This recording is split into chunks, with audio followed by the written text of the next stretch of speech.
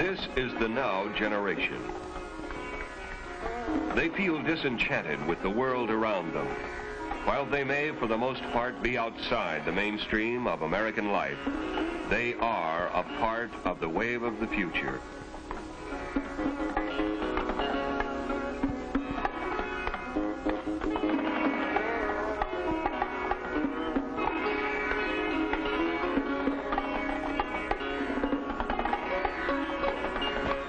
Webster defines the word now as meaning at the moment or at once. Seldom has a nation been able to witness such an explosion, a new mass mind, a nowness as it takes place. Today, we are seeing it.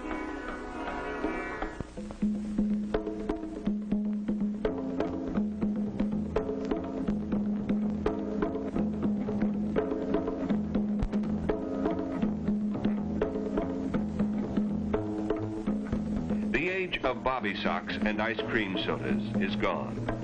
These people no longer feel constrained by the social rules of the past. They are better read and more concerned about all people and all cultures. An older generation could learn about fresh thinking from them. Their energy is boundless. They play hard, but they are also involved. They are free thinking for the most part and not afraid to voice their criticisms. But many more of them have simply dropped out. They have made what they consider their own peace with America and are now involved in finding out who they are. Discovering the inner man cannot be minimized, but a nation in turmoil needs the vigor, the newness of its young. This exploration, this search for new values, has led into a new and dangerous area, the use of narcotics and hallucinogens. The brain, the body, indeed the freedom to do, can be so jeopardized by these drugs that new politics, more realistic values, and a meaningful, less materialistic society may never have the opportunity of becoming a reality. The turned-on people, who seem to set many of today's lifestyles, are not the only ones smoking grass, popping bennies, shooting speed, or dropping acid. If they were, the problem would be somewhat less tragic. These practices have spread to colleges, high schools, and even elementary schools. The students are being exposed to drugs that many of them believe are without lasting physiological or mental effects. On the contrary, these substances are extremely dangerous. This trend toward drugs has alarmed every responsible segment of the community, for they know that there are inherent risks in the drug experience. Aside from its illegality, there is a medical risk to the brain and body. Perhaps the biggest risk is the placing of the psyche in peril. At the moment, these students are striving for something. In time, they may become total dropouts from a world that needs desperately what they can offer. To try and cut through the undue propaganda on both sides of the drug problem, Dr. John T. Burroughs, Medical Director of Narcotics Education for the Los Angeles District Attorney's Youth Advisory Council, clarifies the extent of the drug problem and the term addiction. Well, I think the use of the word addiction is definitely obsolete, and it's been a very unfortunate thing that it has been used to try to define whether a drug is harmful or not. This use of the word addiction was started with the World Health Organization in 1950, and they have realized their great mistake in this and have recently, in 1965, completely redefined drug problems in other terms.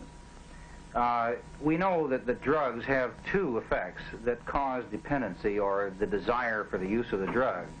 And the most important one, and the one that was not emphasized in the previous definition, is the psychic dependence, the dependence of the person from a mental point of view upon needing or desiring the drug.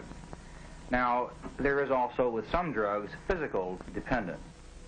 One important part of the drug problem is that so many substances are available or are being made available for use.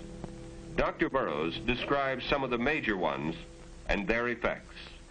From the complete anesthetics, or the ones that will put you entirely to sleep, we can go into the depressants, or the downers, as they're known. And these are, of course, primarily the barbiturates. These are known as the red devils, the secanols, the nembutols, or yellow jackets, the tuanols, or rainbows, and so forth. These are all, of course, the barbiturate drugs. They can be taken by mouth, or some people prefer to take them out of the capsule and give themselves the drug intravenously. Now, the barbiturates have some very severe problems with them. For one thing, they do produce tolerance to a certain degree, and it is necessary to take more and more of the drug to produce the same effect. However, this tolerance is limited. Now, under the effects of the drug, there tends to be a distortion of time, and of course the person is confused, and the person may accidentally take more drug than he had anticipated, forgetting that he had just taken a dose a few minutes before. In addition to this, the barbiturates, when withdrawn, do produce a physical dependence or withdrawal type reaction, and with the barbiturates is a marked tendency for the person to develop convulsions, grand mal convulsions or seizures, and unless these are controlled, they can lead to the death of the individual. After the depressants, we come to the next major group of drugs, which is the stimulants. The first ones to be used were the more mild forms, the dexedrine, hearts as they were called, peaches, and so on. And dexedrine is a mild form of a stimulant drug used in medicine for appetite control and in certain diseases. In medicine, we might give 5 to 10 milligrams of dexedrine or benzedrine, or the new drug methamphetamine, methadrine, which is known among drug users as speed. As incredible as it may sound, the person who's using this drug as a drug user will smack or mainline, that is, take intravenously 1,000 milligrams, 100 times the dose that any person would give in the medical use of this kind of drug. And the effect is overwhelming. In this kind of dosage, it causes a fantastic speeding up of the mind function, so that the person suddenly feels a rush of tremendous numbers of ideas flashing through his mind, and as a matter of fact, with hallucinogenic type overtones. His blood pressure may exceed 300 millimeters of mercury, and as you know, normal blood pressure is perhaps 110 or 120 millimeters.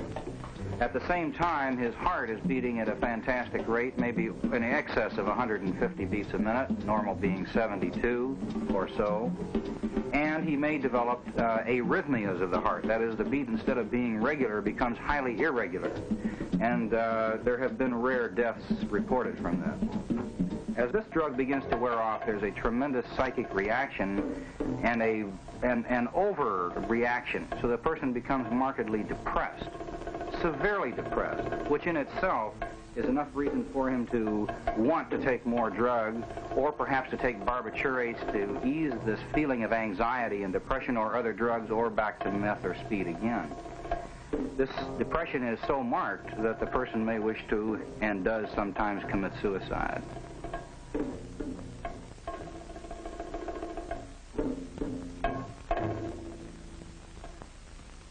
Dr. Burroughs describes 2 more categories of drugs, the deliriants and marijuana. Most important entity, marijuana.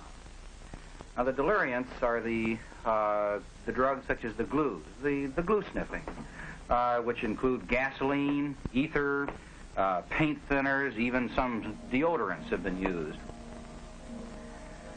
They, like all the other drugs, produce a mind-changing effect, so that the person feels a feeling of euphoria, unusual happiness, a feeling of unreality. These drugs have some severe physical effects.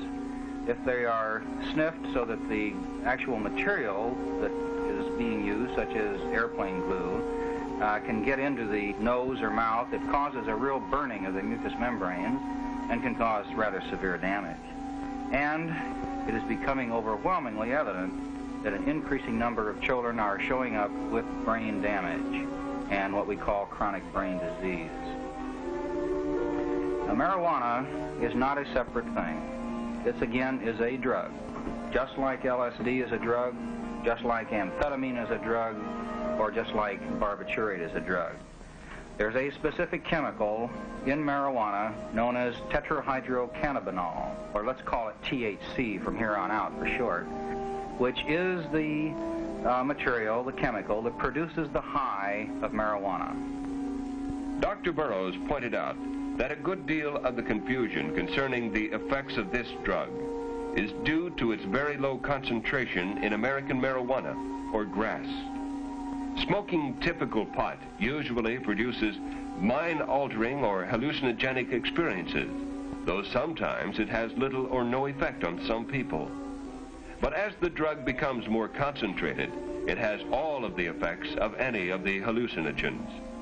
In high dosage, it parallels LSD. And already, more purified marijuana, hashish, and the synthesized THC itself are readily available.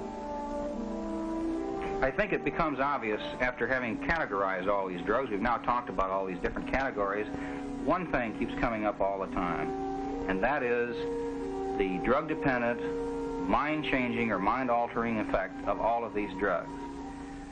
The unfortunate person who gets started in this finds himself getting into an ever-increasing abyss, where he starts out with the idea, I'll have a kick or a high, and that'll do something for him. Well, it's true. These things do have a kick, or obviously people wouldn't try them. But the trouble is the person then gets involved in this vicious cycle. The kick becomes something that is not as good as he thought it was. He finds by using his drug that he has lost his capability to be responsible. He's lost his ability to be a worthwhile, successful student or successful individual. So he starts to seek ways to help him, and the only way he can seek, since he's using the drug now to avoid the reality of his failures, is to take more drugs. And down he spins. And he spins into a situation where he is virtually buried alive in a chemical tomb.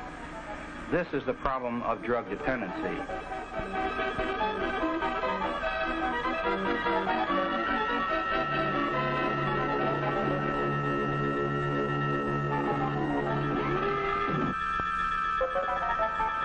One of the most tragic things about all this, as far as teenagers are concerned, is what this does to the teenager. A teenager is a person who is finally grown up to the point that he can begin to struggle with making his own personal decisions. And he makes these decisions and finally learns how to do them, and when he has gone through this decision-making process, he suddenly turns from a teenager to a mature adult. One of the things that will stop it cold sooner than anything else is the taking of drugs. Because in taking the drugs, the person is doing exactly the opposite of what he's trying to do as a teenager. He is putting himself into a position where he cannot make decisions, where he is only irresponsible and incapable of doing this, and he is cutting his life off. But there are other reasons not to smoke marijuana or to take dangerous drugs. Possession of them is illegal. It is not, as many seem to believe today, an unenlightened law. Nearly every country in the world, including the United States, is a signatory to an international law banning the use, sale, cultivation, and possession of dangerous drugs that have no useful place in medicine, such as heroin and marijuana. Is the gamble of drug exploration worth this? Is it worth the physical and mental risk as well?